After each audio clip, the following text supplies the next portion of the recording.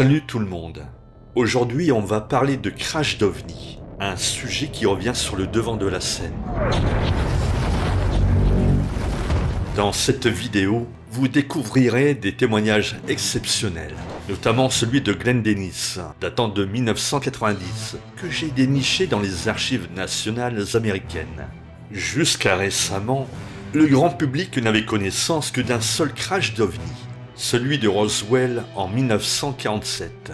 Cet incident pourtant captivant était vite discrédité et minimisé. Cependant, de récents témoignages sous serment, et notamment ceux du Congrès américain, nous laissent sans voix. Jurez-vous ou affirmez-vous solennellement que le témoignage que vous allez donner est la vérité, toute la vérité et rien que la vérité, que Dieu vous vienne en aide? Le 26 juillet 2023, le pilote de la marine Ryan Graves, le commandant de la marine David Fravor et l'ancien officier du renseignement de l'armée de l'air David Grush ont témoigné lors d'une audition au Congrès entendue dans le monde entier. Il y a eu tout d'abord David Grush, ancien officier de l'US Air Force et analyste du renseignement, qui a dénoncé en 2023 la dissimulation par le gouvernement américain d'informations sur les ovnis. Il a affirmé que des engins extraterrestres auraient été récupérés et étudiés secrètement depuis des décennies. Les ovnis existent. Le gouvernement des États-Unis en a trouvé un certain nombre et ils sont effectivement d'origine non humaine. Ce sont les allégations explosives d'un ancien officier de renseignement ce soir dans une plainte de lanceur d'alerte que l'inspecteur général prend très au sérieux. David Grush, vétéran de l'Air Force âgé de 36 ans, expose ce qu'il appelle un programme militaire top secret qui aurait trouvé des débris d'ovnis entièrement intacts. Le gouvernement les appelle maintenant pannes ou phénomènes anormaux non identifiés. Pendant des années, il y a eu des chuchotements et des rumeurs selon lesquelles le gouvernement possédait des aéronefs d'origine non humaine. Ce rapport est la première preuve que cela pourrait être vrai. Vous dites que le gouvernement est en possession de vaisseaux spatiaux potentiellement non humains. Basé sur votre expérience et vos conversations approfondies avec des experts, pensez-vous que notre gouvernement a établi un contact avec des extraterrestres intelligents? Quelque chose dont je ne peux pas parler en public.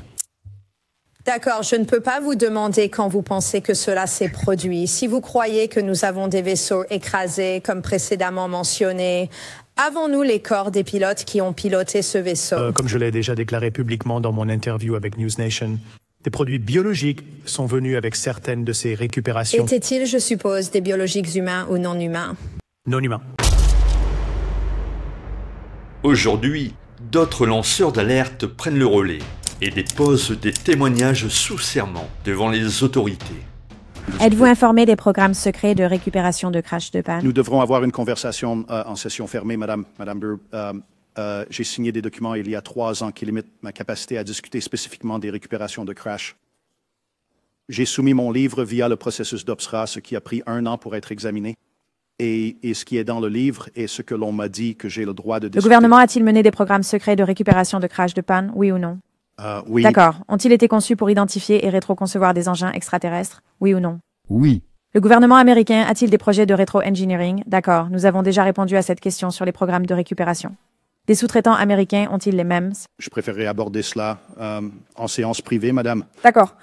Comment le gouvernement peut-il nier que nous avons récupéré des engins s'ils indemnisent des personnes blessées par des engins récupérés? Madame, c'est une excellente question. C'est pourquoi je pense que nous sommes ici à nouveau, car j'ai vu la documentation du gouvernement des États-Unis pour plusieurs de ces individus qui ont subi des blessures à la suite d'un incident de panne. C'est une idée folle, n'est-ce pas? L'hypocrisie et la logique. Il révèle l'existence de plusieurs crashs d'OVNI survenus au fil des décennies, notamment celui de 1945 à San Antonio, au Nouveau-Mexique, peu après un essai nucléaire. L'histoire a enregistré la première grande observation d'OVNI aux États-Unis en 1947 à Roswell, Nouveau-Mexique, très célèbre juste à l'extérieur de Roswell. Mais en réalité, il y avait dans un certain sens un événement d'observation plus grand et plus significatif 2 ans avant, aussi au Nouveau-Mexique, exactement au moment où le gouvernement des États-Unis faisait exploser la première arme atomique, peu après utilisée au Japon. Et des témoins sur le terrain ont vu un genre d'objet en forme d'avocat, ont-ils dit, s'est écrasé, inspecté par beaucoup de gens du coin. Il y avait des êtres à l'intérieur, ont-ils dit, et il a été emporté par le gouvernement des États-Unis. Maintenant, les gens ne veulent pas être traités de fous, alors personne n'a trop parlé de cela pendant bien des années, mais des gens au sein du gouvernement américain croient que c'est vrai. Et ils y croient tellement que maintenant, à partir de cette semaine, le projet de loi de dépenses annuelle du département de la Défense exigera, selon le Congrès, que le Pentagone revienne et enquête sur ce qui s'est vraiment passé cette semaine. Nick Pope est un ancien fonctionnaire du ministère de la Défense du Royaume-Uni. Il nous rejoint pour évaluer. Nick, merci beaucoup d'être venu. Donc, c'est une histoire dont la plupart des Américains, je pense, ne sont même pas au courant, mais clairement des personnes au sein du gouvernement des États-Unis croient que c'est réel ou ils ne l'auraient pas inclus dans une loi de dépenses, n'est-ce pas? Correct. Oui, cela est appelé le Roswell avant Roswell. Et vous avez raison. Les personnes ayant une certaine connaissance de ces programmes de renseignement qui ont informé le Congrès sur. Cela a permis de s'assurer que cela soit inclus dans la législation. Et c'est l'une des nombreuses dispositions sur les ovnis dans la nouvelle loi sur la défense. Le département de la Défense doit fournir au Congrès une liste de tout ce qu'ils ont découvert à propos de cet incident spécifique, mais aussi de tous les autres incidents et programmes. À partir du 1er janvier 1945, et toute personne impliquée dans ces programmes ou ayant des informations à ce sujet sera libérée de ses serments de secret et accords de non-divulgation et pourra témoigner devant le Congrès à ce sujet. Donc ici, nous avons de nouveau la connexion nucléaire. C'était autour de la première détonation de l'histoire humaine d'un engin nucléaire. Par la suite, vous avez eu des observations d'OVNI sur des bases de missiles nucléaires, autour de porte-avions à propulsion nucléaire, de sous-marins à propulsion nucléaire. Il y a clairement un lien avec le nucléaire. Je veux dire, je ne prétends pas comprendre, mais le nucléaire a un lien avec ces observations, non? Cela semble être le cas. Et encore une fois, le Congrès exige des réponses à ce sujet. Nous avons eu le dernier rapport du bureau du directeur du renseignement national. La semaine dernière, cela a mis en évidence le fait qu'il y avait plusieurs centaines d'observations supplémentaires en cours d'enquête, des observations militaires dont nous n'avions pas entendu parler auparavant. On a parlé des caractéristiques de vol inhabituelles et des paramètres de performance de cela. Et oui, nous devons aller au fond de cette connexion OVNI et nucléaire. Ouais, je veux dire, je pense qu'on se rapproche. Jusqu'à présent, le grand public n'avait connaissance que du célèbre crash de Roswell en 1947. J'aimerais donc vous faire entendre l'incroyable témoignage de José Padilla, témoin direct de ce fameux crash d'OVNI de 1945, à environ 250 km de Roswell, à proximité même du site d'essai de Trinity, où la première bombe atomique avait explosé 5 semaines auparavant. Mon nom est José Padilla. Je suis né le 24 novembre 1936. J'avais 9 ans à ce moment-là, quand nous étions sur ce territoire. Nous cherchions une vache qui allait véler et... Pouvez-vous enlever vos lunettes? Ou en avez-vous besoin? Non, non. En avez-vous besoin? Je vois bien, mais... Nous évitions la pluie, une forte tempête, quand un tonnerre, un vrai tonnerre, est arrivé. Et j'ai dit à Rémi, tu sais, ça doit être un autre test d'une autre bombe. Et il dit non, il dit, mais ça ne ressemble pas à ça. Alors nous sommes sortis de sous la corniche des rochers, et il dit, regarde la fumée qui en sort, depuis le rebord là-bas. Alors nous avons pris les chevaux et avons trotté jusqu'ici, le long de l'Arroyo. Nous nous sommes arrêtés ici, avons attaché les chevaux à un mesquite. Nous avons commencé à marcher, monter la colline. Et c'est à ce moment-là que nous voyons plus de fumée sortir. Et nous sommes allés jusqu'au bord de la colline là-bas, et nous avons vu ce grand, énorme... quelque chose, cet objet. Et c'est arrivé, vous savez, j'avais mes jumelles, j'ai commencé à regarder autour, et à travers un trou, j'ai vu que ces 3 créatures faisaient des allers-retours. L'engin, quel que soit le nom qu'on lui donne, mesurait, je dirais en pas, environ 30 pieds de long et avait une forme ovale et presque plus haut que les chevrons de la maison. Maintenant, les chevrons de la maison font généralement 15 pieds. Et ensuite, c'est quand nous avons vu ces créatures aller et venir, je n'avais pas peur.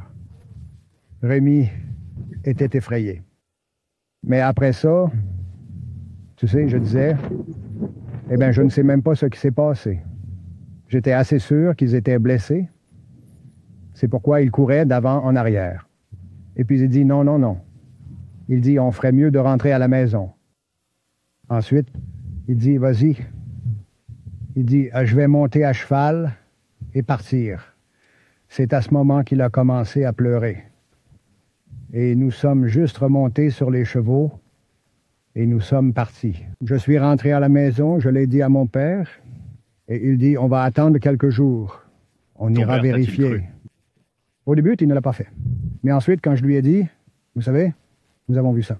Vous savez, alors il a commencé à réaliser, vous savez, qu'on a vu quelque chose comme ça. Alors il a pris congé ce jour-là, et ce policier est venu, vous savez, et je l'ai amené ici, et nous sommes montés dans notre camionnette. Rémi et moi, nous avons conduit jusqu'à cet endroit où le virage était juste là. C'était vraiment dangereux. Nous ne pouvions rien voir. Cela ressemblait à ce que quelqu'un avait poussé des déchets et tout ça par-dessus, là où on ne pouvait pas le voir. Puis le soleil a commencé à briller. C'est là que nous avons commencé à regarder le grand objet qui était là. Mais quelqu'un avait balayé le sol avec quelque chose et avait tout nettoyé. Pouvez-vous nous décrire en détail ces petites créatures? À quoi ressemblaient-elles selon vous? Yeux en amande, yeux en larmes, pas d'oreilles, à moins qu'elles n'aient eu un revêtement de quelque chose. Et j'ai remarqué que leurs épaules étaient assez étroites, mais qu'ils avaient de longs bras. Et ce qui m'a surpris, c'est qu'ils avaient 4 doigts.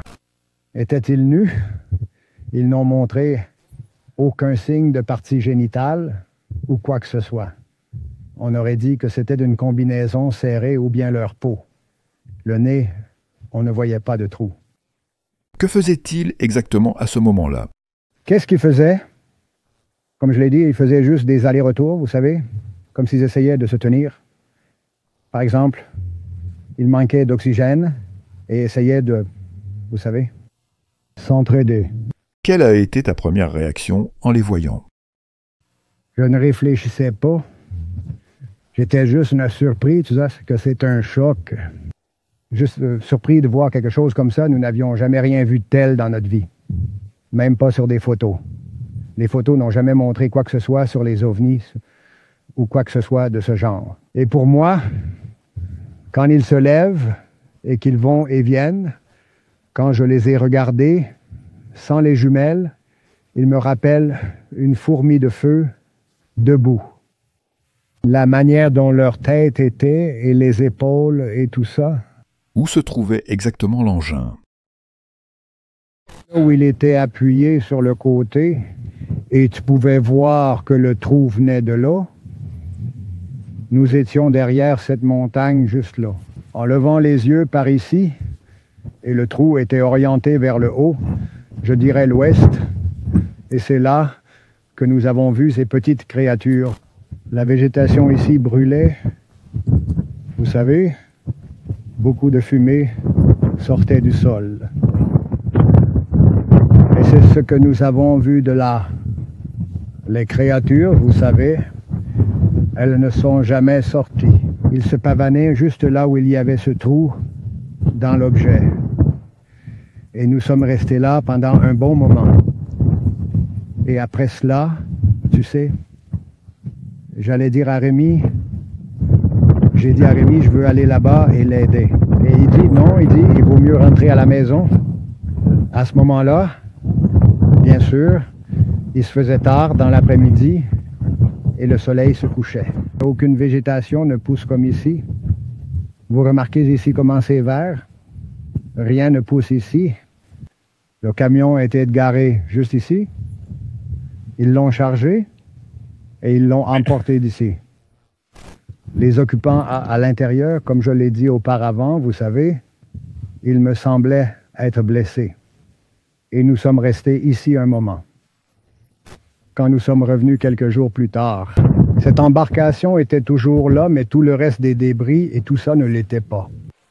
On aurait dit que quelqu'un avait ratissé et nettoyé. Je ne sais pas si les soldats sont venus avant cela, avant que nous arrivions, et ont nettoyé, ou si quelqu'un d'autre a dû venir. D'accord? Maintenant, quand mon père et le policier sont entrés dans l'engin, ils sont sortis de là, vous savez, comme une personne différente. Je ne sais pas quoi.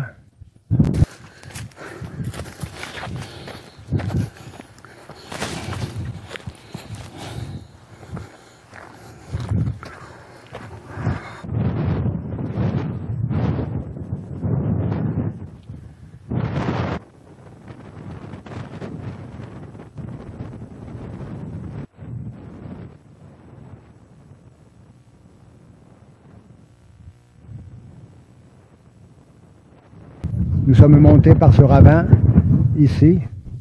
Nous avons attaché nos chevaux en bas dans cet arroyo. Puis de là, nous sommes montés ici. C'était un grand, énorme mesquite. Et c'est là que nous étions. J'ai vu à travers les jumelles que les trois créatures allaient et venaient à travers le trou. Mais ce trou était visible d'ici, de ce côté. Nous sommes venus de ce ravin par ici à l'est. Nous sommes sortis. Nous avons descendu de nos chevaux en bas dans l'arroyo là-bas et les avons attachés à un mesquite. De là, nous avons marché tout le long jusqu'ici. Sortis. Il y avait autrefois un grand arbre dans le mesquite ici. Quelle était la taille de l'objet par rapport à ce camion? Environ 4 fois plus grand et de forme ovale. Merci infiniment d'avoir pris le temps de nous raconter votre histoire. Votre témoignage est d'une grande valeur et nous vous remercions pour votre sincérité et votre disponibilité. On enchaîne maintenant avec un autre témoignage tout aussi fascinant. Glenn Dennis, ancien employé de la morgue de Roswell, a été impliqué de près dans l'affaire du crash de 1947.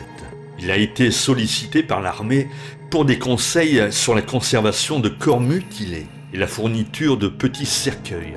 Sur place, il a vu des débris métalliques étranges, tandis que son amie infirmière a, elle, aperçu des corps extraterrestres.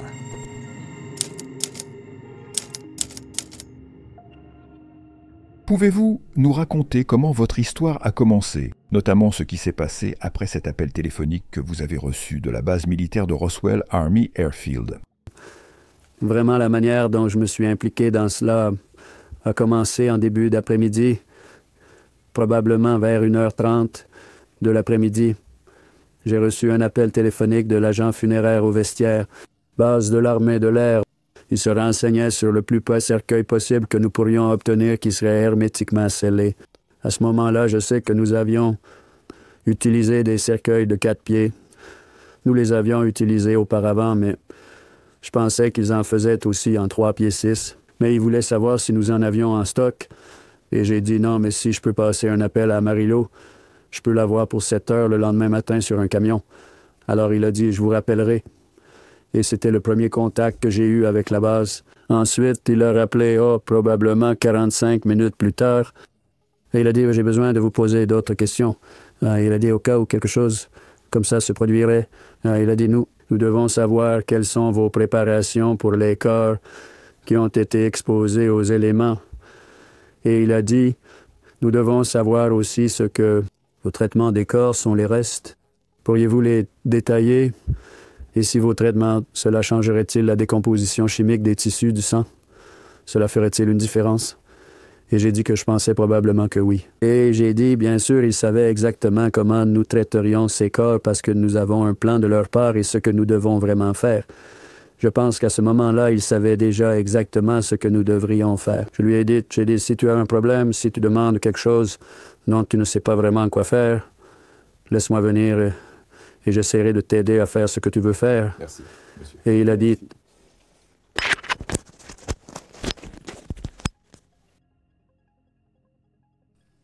J'ai dit, voulez-vous vraiment savoir comment nous le ferions? Eh bien oui, vous savez, nous aimerions savoir.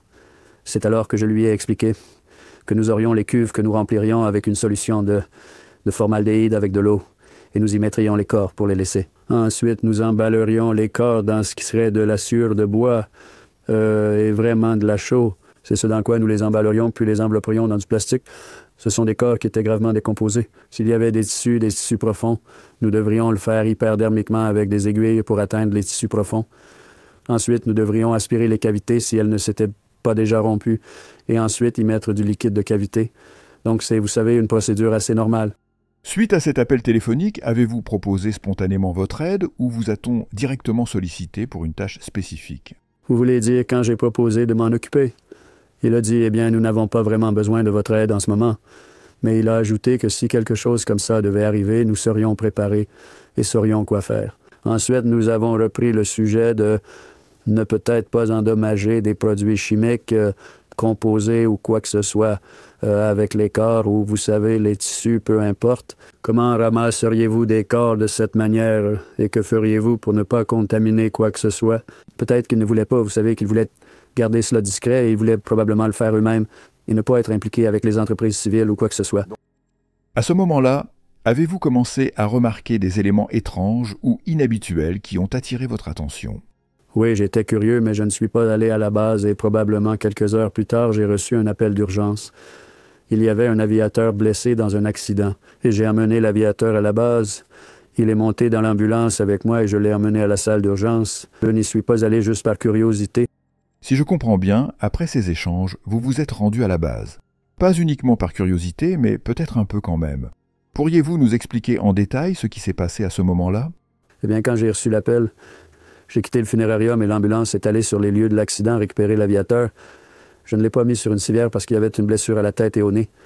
Je pense que son nez était fracturé. Alors j'ai fait quelques premiers soins mineurs et puis il s'est assis sur le siège avant avec moi jusqu'à la base. Quand nous sommes arrivés à la base, il est entré dans la salle d'urgence. Nous n'avons pas eu besoin de l'amener, mais ils n'ont pas sorti de brancard ou quoi que ce soit. Il est entré tout seul, puis je ne l'ai jamais revu après ça.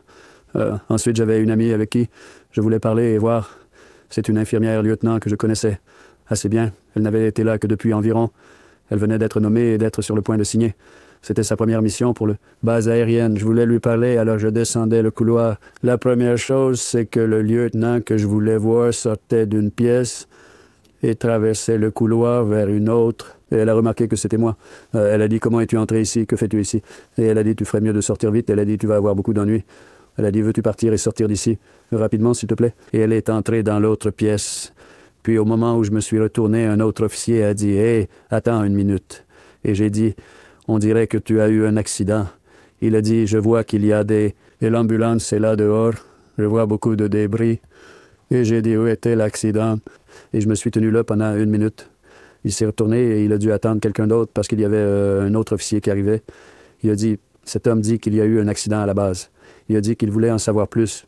Il se renseignait sur notre accident. Et c'est là que j'ai rencontré un officier roux et très désagréable. Il a dit, vous n'avez vu aucun crash. Il n'y a pas eu de crash. Et il a dit, foutez le camp d'ici. Et vous n'avez rien vu. Et vous ne parlez à personne. Il a dit, tu vas avoir de sacrés ennuis. Et j'ai dit, écoute, je vais te montrer cette fichue chose que tu peux me faire à ce sujet. Il a dit, non, mais quelqu'un pourrait ramasser tes os dans le sable. C'est là qu'il a fait cette remarque. Ensuite, il y avait un sergent noir qui se tenait à côté de lui. Et il a dit, oui, mais il ferait une meilleure nourriture pour chiens, pour nos chiens. Bien sûr, je n'ai pas compris cela, mais mon père était un ancien trappeur comme passe-temps et tout. Et j'ai dit, mon père utilise des types comme vous, comme appât dans ses pièges à vaches. Et puis, il y avait 2 policiers militaires qui m'ont rejoint, m'ont pris par les coudes et m'ont escorté jusqu'à l'ambulance et m'ont suivi tout le chemin jusqu'à la maison funéraire. Sur place, à l'hôpital, vous avez mentionné avoir aperçu quelque chose dans des camions. Pourriez-vous nous décrire précisément ce que vous avez vu? Là où je me gare, il y avait 3 ambulances stationnées dans la zone où je me gare habituellement quand nous régressons vers les rampes. Alors je me suis juste arrêté sur le côté devant celle-ci et me suis garé devant.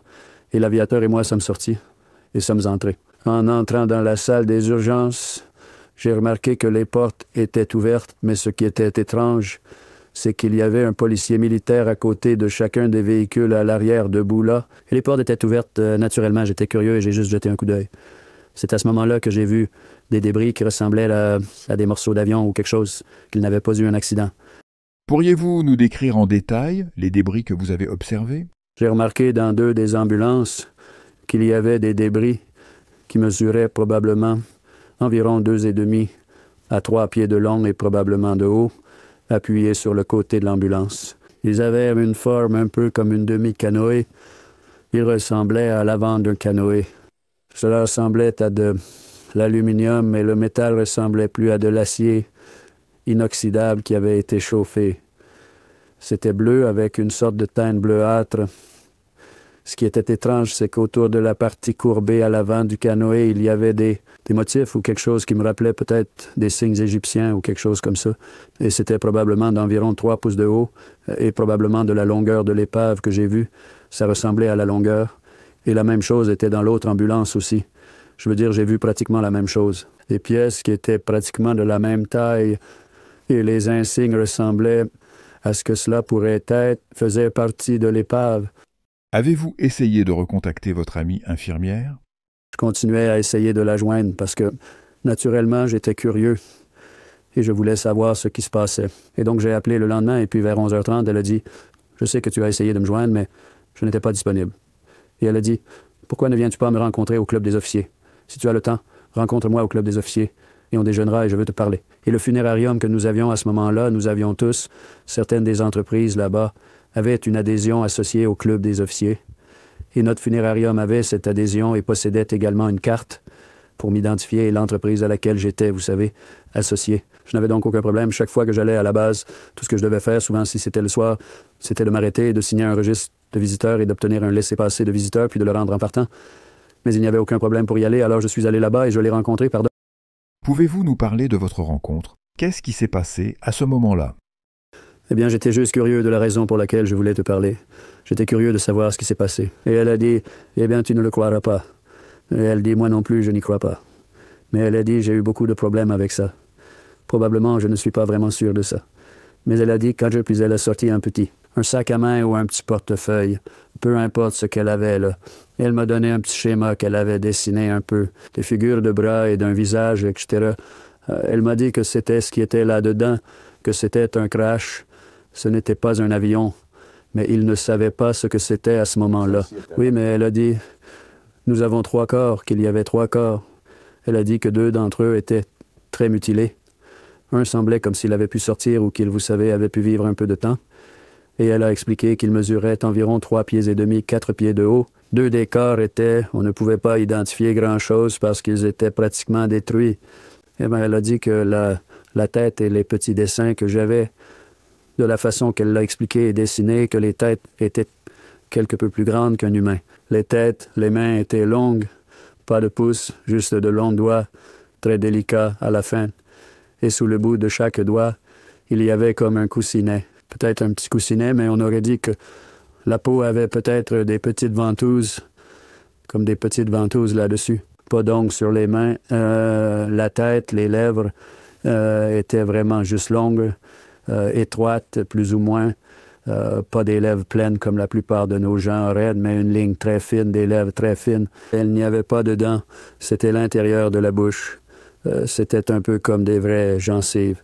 Les oreilles, il y avait seulement 2 petits orifices de chaque côté de la tête qui ressemblaient à quelques petits lobes qui pourraient, d'une certaine manière, peut-être couvrir chacun d'eux. Mais il n'y avait pas d'oreilles saillantes. Et aussi que le nez, il y avait seulement 2 petits orifices dans le nez. Il n'y avait vraiment pas de nez convexe. Lorsqu'elle vous a raconté ça, semblait-elle émue ou troublée? Elle devait s'arrêter et boire de l'eau de temps en temps. Pendant l'heure et demie que nous étions là, elle n'a jamais touché à son repas. A-t-elle exprimé de la colère ou du mécontentement?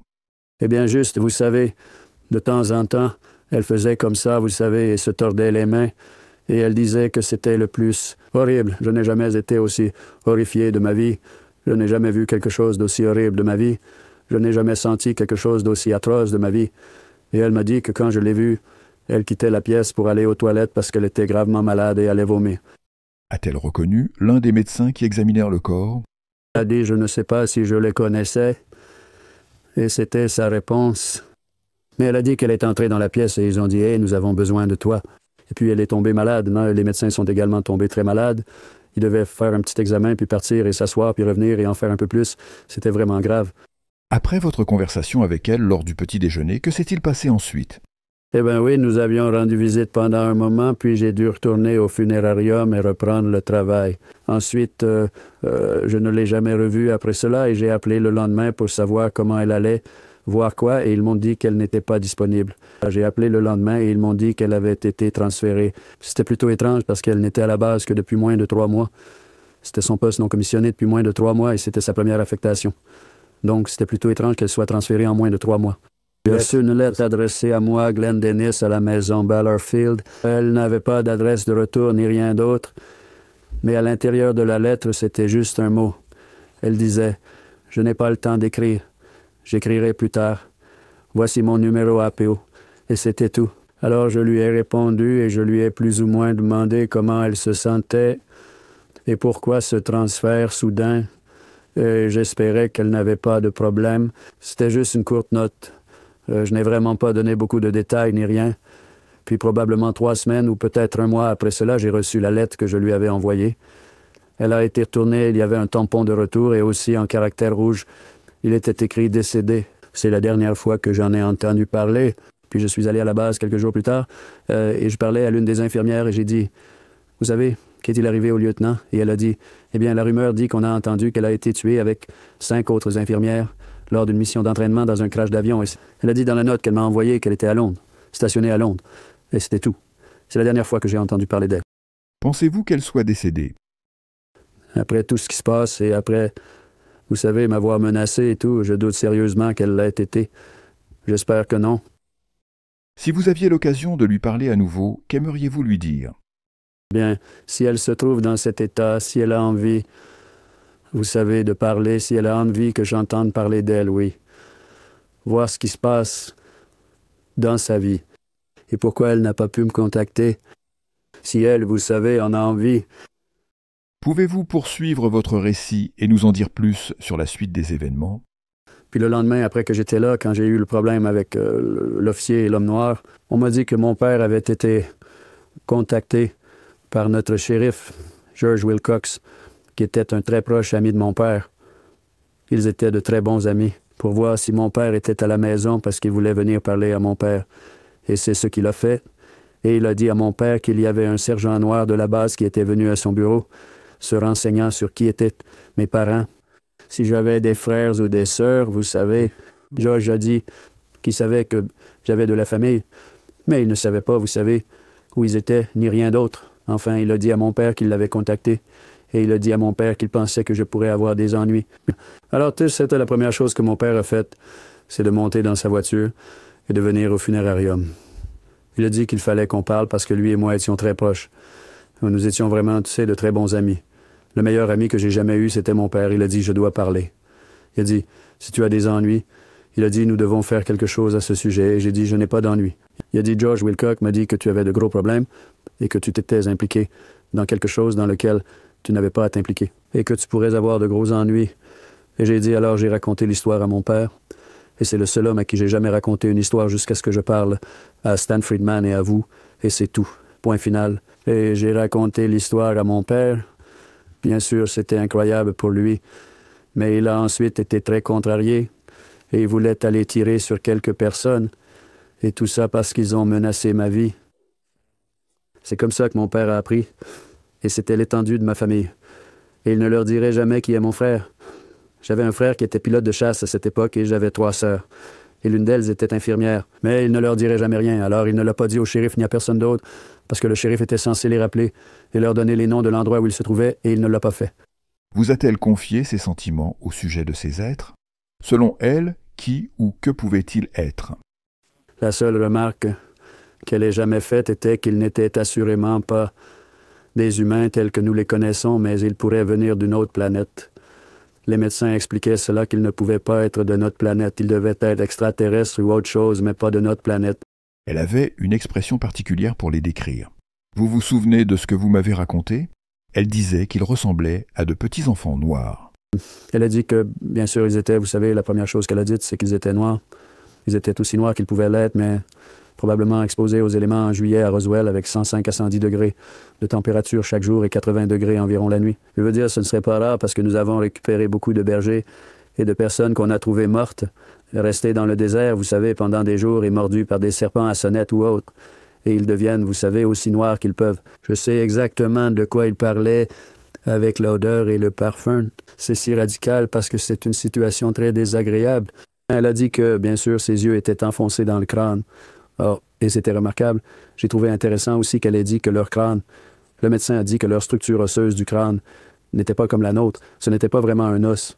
C'était probablement un cartilage très épais. Ça ressemblait plus ou moins à un nourrisson. Le crâne était très souple. Vous pouviez appuyer sur le crâne et vous voyez, ça cédait. Et donc, la structure osseuse, les os n'étaient pas comme nos os. C'était notre crâne et tout. C'était très fin, très délicat. Les os du bras, comme le radius et le cubitus, étaient si fins qu'il doutait qu'ils puissent se soulever. Vous savez, elle a dit qu'il doutait que quiconque de cette taille et avec des bras comme ça puisse soulever 23 kg sur terre ou ailleurs. Vous savez, il doutait qu'ils aient cette force, mais elle a dit quoi? Celui qui n'avait pas été beaucoup mutilé leur rappelait une petite personne chinoise ancienne. Pas de cheveux du tout et une peau très, très délicate. En fait, ils ont dit que la peau semblait presque transparente, comme s'ils pouvaient presque voir à travers. Eh bien, les oreilles, comme je pense l'avoir dit, avaient 2 petits orifices, l'un au-dessus de l'autre, avec 2 petits lobes, l'un sur l'autre. Le sénateur ne même pas si cela avait une quelconque signification, comment cela fonctionnait ou quoi. Je veux dire, ils n'ont pas approfondi cela. Le nez était seulement 2 très petits orifices, des trous juste là, juste au-dessus de la ligne des lèvres, mais il n'y avait rien qui le couvrait. Et c'était juste comme 2 petites indentations là, et c'était tout. Elle a dit que c'était très inhabituel. Il y avait une main qui n'était manifestement pas attachée au bras, et elle a dit que là où elle est tombée malade et a quitté la pièce, c'est quand le médecin a pris les longues pinces et a ramassé la main et l'a retournée. Aucun des corps n'avait de pouce ou quoi que ce soit. Ils étaient simplement longs, très fins, des doigts très délicats, sans ongles. Mais juste au bout de chaque doigt, on aurait dit qu'il y avait un coussinet. Et dans ce coussinet, on aurait dit qu'il y avait de petites ventouses, mais des ventouses très minuscules. Le docteur, c'est comme ça qu'il l'a expliqué. C'était en les examinant. La différence entre les leurs et les nôtres, que du poignet à la première articulation ici, que c'était probablement 1,5 fois plus long que la partie supérieure ici. C'était très étrange. C'était très étrange, a-t-elle dit. Très petits bras, parce que je lui ai demandé au sujet des os. Quand nous parlions des os du poignet et tout, et elle a dit que c'était très similaire aux nôtres, mais les os étaient si petits que leurs os n'étaient probablement pas, et les bras n'étaient pas plus gros que mon doigt. Peux-tu me décrire leur tenue? À quoi ressemblait-elle? Tu vois, on n'en a jamais parlé. Elle a dit qu'elle était tellement malade et tout que ça ne lui était même pas venu à l'esprit. Vous savez, elle savait probablement que j'avais des ennuis. Et elle a dessiné ça, vous savez. Elle s'est assise et a pris de petites notes au dos de ces petits blocs d'ordonnances. Et c'est ça. Elle avait ses notes préparées. Et c'est de ça que nous avons discuté, en particulier ce qu'elle avait. Je trouve fascinant que vous ayez conservé autant de documents sur l'incident et tout ce que vous savez concernant le crash de cet engin. Vous avez mentionné les avoir gardés là où ils ont été retrouvés, mais qu'ils ont ensuite disparu. Pourriez-vous nous expliquer ce qu'il s'est passé? J'étais vraiment responsable de tous les contrats militaires. J'ai fait toutes les offres et tout. C'était l'un de mes devoirs, au funérarium, de m'occuper des militaires. Et j'avais un dossier. J'avais un dossier sur tout ce qui s'est passé à la base aérienne de Walker. Comme Bob Hope et certains des grands orchestres. Tout le monde venait pour les grandes fêtes et tout dans les hangars. Vous savez, j'y assistais. Mais j'avais aussi des photos et tout. J'avais un dossier personnel que je gardais. Et je gardais tout dans ce dossier. Cela concernait ce que j'ai assisté ou quoi que ce soit. Et c'est là que j'ai mis les diagrammes et les notes qu'elle m'a données. C'était dans mon dossier personnel. Et le salon funéraire Ballard a été vendu à une date ultérieure, plusieurs années plus tard, qu'il a été vendu. Et les gens qui ont acheté le funérarium, c'était des dossiers qu'ils gardaient dans le sous-sol, dans la chaufferie. Et j'avais tous les dossiers militaires ensemble dans un seul classeur. Tout ce qui se passait à la base et tout. Nous avions aussi le contrat à la base aérienne de Fort Sumner. Ils avaient une base de planeurs là-bas et aussi une formation de pilotes de chasse là-bas. Et les P-47 et 51 et ainsi de suite. Et donc j'avais tous les dossiers. Tout était dans un seul meuble de classement strictement militaire. Et c'est là que j'avais tout classé. J'avais tout classé. J'avais même le journal avec Walter Hutt, les gros titres et tout ça. Ils avaient réellement détruit la plupart des fichiers qui concernaient certaines années et s'en étaient simplement débarrassés. Et ils ont dit au directeur des pompes funèbres, qui s'appelle Raymond Otero, qu'il savait que mon dossier était là. Joe Lucas, qui était le directeur à l'époque, savait que mes dossiers étaient là. Et lui et moi avions quelques problèmes personnels, et il a dit de se débarrasser de ces fichus dossiers, qui étaient la seule chose nous rappelant de lui. C'est là que les dossiers sont vraiment allés. Il y a eu des discussions sur la manière de conserver les corps, notamment avec de la glace carbonique et d'autres méthodes. Savez-vous où ils ont obtenu la glace carbonique et les autres matériaux nécessaires? Que feriez-vous si vous deviez en expédier un?